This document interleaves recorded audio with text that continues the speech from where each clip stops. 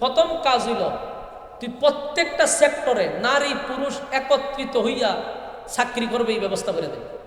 যেখানে পুরুষে কাজ করবে এখানে নারী ঢুকাই দিবে। তো নারী আর পুরুষ যখন সবসময় একসাথে থাকে, এর বাপটা কিন্তু এর সাথে জমে বেশি। আমার কথা বুঝুন না আপনারা? মনে করেন বেচারির বিয়ে হয়েছে, স্বামীও আছে, কিন্তু আপনি করেন চাকরি, পাশের চেয়ারও আরেক পুরুষ বসা। তো স্বামী যে আছে এই খবর নাই, কারণ তার সাথে বেশি সময় দেওয়া হইতেছে, বাপটা তার সাথে বেশি হয়।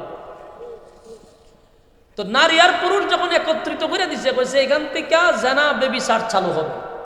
নারী পুরুষ এক জায়গায় থাকলে এখান থেকে কি হয়? জানা চালু হয়। এই 10 বছরে যত অবৈধভাবে সন্তান জন্ম নিবে সবগুলা হালাল জাদা হবে না হারাম জাদা? সব হারাম জাদা জন্ম নিবে। 10 বছর খালি হারাম জাদা জন্ম দিব। এই কাজ চালু রাখবে। গেল এই সাবজেক্ট। 2 নাম্বার হলো এই 10 বছরে মনে করুন অনেক হারাম জাদা তৈরি হয়েছে। এটিরে সরকারি খরচে লেখাপড়া করাইবার দায়িত্ব হইল তোর। কথা কি বুঝতেছে? মানে যে হারাম জাদাগুলি জন্ম নিছে এটিরে সরকারি খরচে লেখাপড়া করাইবার দায়িত্ব হইল বেড়াবেন না, তুই করাইবি। মানলাম। 2 নাম্বার হলো বাকি 10 বছরে যত শিক্ষা, দিনী শিক্ষা প্রতিষ্ঠান আছে, যেখানে আসমানি এলেম শেখানো হয়, এই প্রতিষ্ঠানগুলি বন্ধ করে দিবি। প্রতিষ্ঠানগুলি বন্ধ, যেন আসমানি এলেম কাউকে শেখানো না হয়, বন্ধ। 3 নাম্বার হলো আসমানি এলেম যারা জানে ওই সমস্ত আলেমদেরকে কারণে অকারণে নির্যাতন, নিপীড়ন, গুম, হত্যা, ফাঁসি এগুলা দিতে থাকবে। 10 বছর এই কাজ চলবে। প্রথম 10 বছর যারা সন্তান, পরের 10 বছর শিক্ষা প্রতিষ্ঠান বন্ধ, এরপরে যারা শিখছে তাদেরকে নির্যাতন করা। 30 বছর পরে যারা সন্তানও বড় হবে, এদিকে শিক্ষা প্রতিষ্ঠানও নাই, আসমানি এলেমও কারো কাছে নাই, এরপরে এদেরকে দিবি প্রশাসনের দায়িত্ব, হারামজাদাগুলার জায়গায় জায়গায় বসাইবি, মূল জায়গায়। এর 30 বছর পরে তুই কইবি খোদা আনা রাব্বুকুমুল আলা। বাধা দিব কে?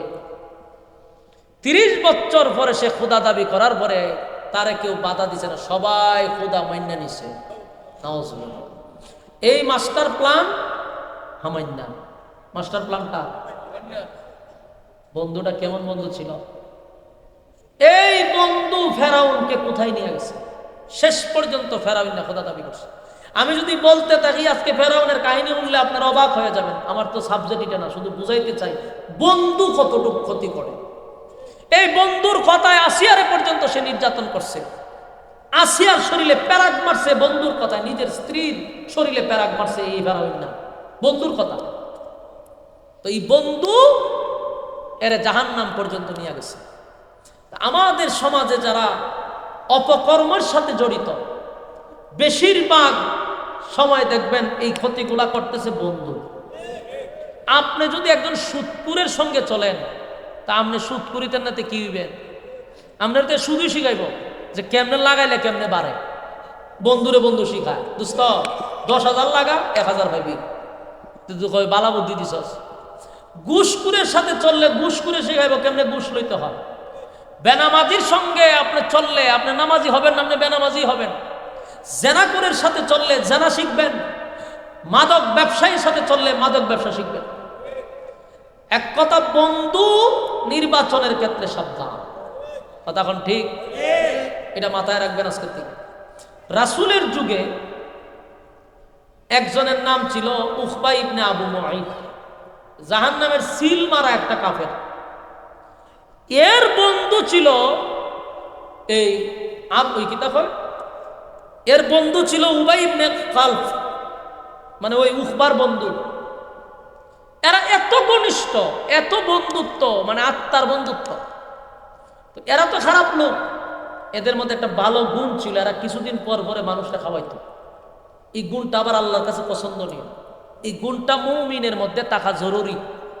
মানুষকে খাওয়ানো এটা বহুত বড় গুণ।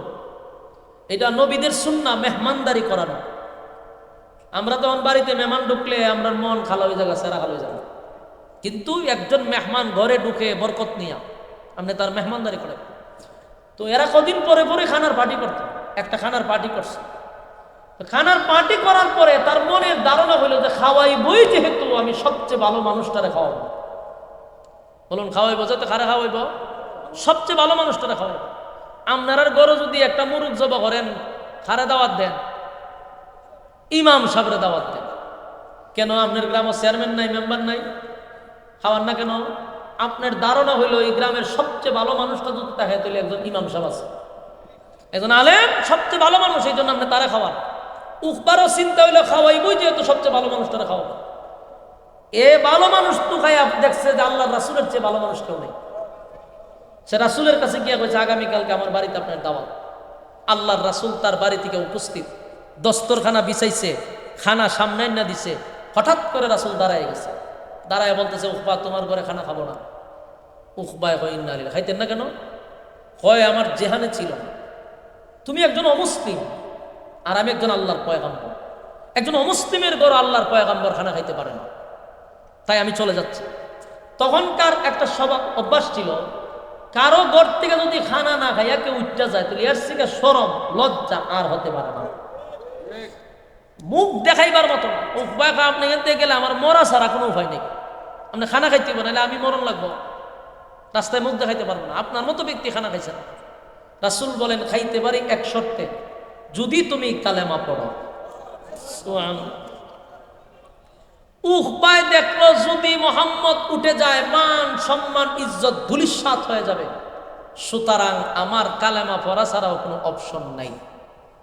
বাধ্য হইয়া সে পড়ল লা ইলাহা ইল্লাল্লাহু মুহাম্মাদুর রাসূলুল্লাহ সাল্লাল্লাহু আলাইহি ওয়াসাল্লাম। লা ইলাহা ইল্লাল্লাহ, নেই কোনো মাবুদ এক আল্লাহ ছাড়া, এটা বিশ্বাস করলো মুহাম্মাদুর রাসূলুল্লাহ সাল্লাল্লাহু আলাইহি ওয়াসাল্লাম, আল্লাহর বান্দা এবং রাসূল, সেটাও সে মেনে নিল। কালেমা গ্রহণ করার সাথে সাথে হাবিবে কিবরিয়া এতটা খুশি, এতটা আনন্দিত, কারণ সাধারণ কোনো মানুষ কালেমা পড়ে নাই রে, কুরাইশ বংশের একজন নেতায় কালেমা পড়ছে, কুরাইশ বংশের একজন নেতায় কালেমা পড়ছে। হাবিবে কিবরিয়া খুশিতে আনন্দে সাহাবীদেরকে লইয়া খানাটা খাইল। খানা কিতারে ভাই আপনার এইভাবে কথা কইলে কেমনে ওয়াজটা করতে হবে? চিল্লা চিল্লি একটা কিয়ামতের অন্ধকার বানা এমাদা কথা কয়, তুই কিন্তু পোলা বানায় কথা কয়, এই যে কোন জায়গায় একটা পরিবেশ তো দরকার, কথা কইলে মনোযোগ না চলে যায়, মনোযোগ দেন। উখবা কালেমা পড়ার পরে রাসূলও খানা খাইল, আনন্দের সহিত নবীজি তার গর্তে বিদায় হইছে। কিন্তু এই খবর কি এক জায়গায় আছে, নেতায় কালেমা পড়ছে, এটা কি গরু বয়ে থাকবো? গোটা মদিনা মক্কার অলিতে গলিতে, মক্কার অলিতে গলিতে খবরটা পৌঁছে গেছে যে উখবা কালেমা পড়ছে।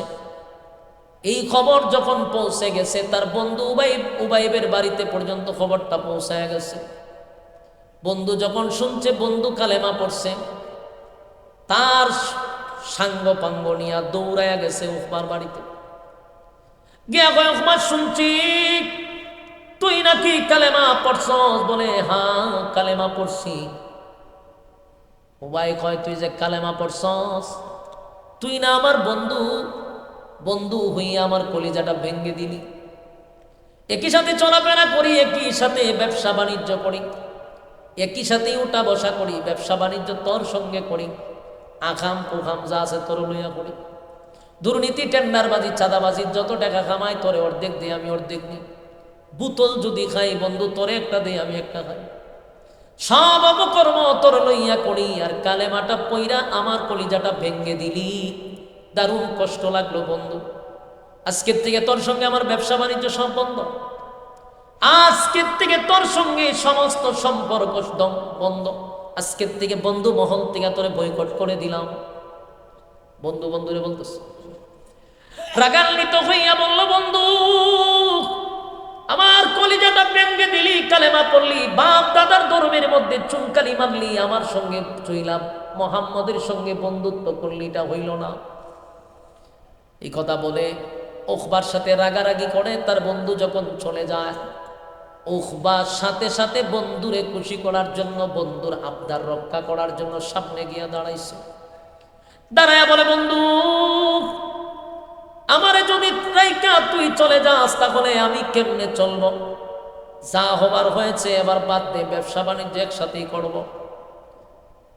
বন্ধু ডাক দেয়া কইটা হতে পারে না, তুই কালেমা পড়ছ, আমি তোর প্রতি আর কোনো আকর্ষণ নাই, তোর সঙ্গে ব্যবসাও করতে রাজি না, আমার রাস্তা ছেড়ে দে। উকবায় রাস্তা ছাড়ে না, আমার বাড়িতে যাইতে পারবি না। এবার উবাই বলেন, যদি তোর সঙ্গে আবার নতুন করে সম্পর্ক করতে চাস আমার সঙ্গে, তাহলে শর্ত হলো মুহাম্মদের কালেমা মুহাম্মদকে ফেরত দিবি। আপনার এলাকার নাউজুবিল্লাহ আছে? আমার যুবক ভাইয়ারা, মুরব্বী বাবারা, কথাগুলি দিলের কান লাগায় শোনেন। বন্ধু কতটুক ক্ষতিকর ভালো করে শোনেন। বন্ধুর জন্য বন্ধু কি করতে পারে? আল্লাহর পয়গম্বরের কাছে উবাই বলে, এই শোন, কালেমা পরে মুহাম্মদ রে তুই যতটা খুশি করছ, বন্ধু কালেমা ফেরত দিয়া আমার এর থেকে বেশি খুশি করতে হবে। মুহাম্মদের সুন্দর উজ্জ্বল চেহারাটার মধ্যে তুই গিয়া তুতু মারবি।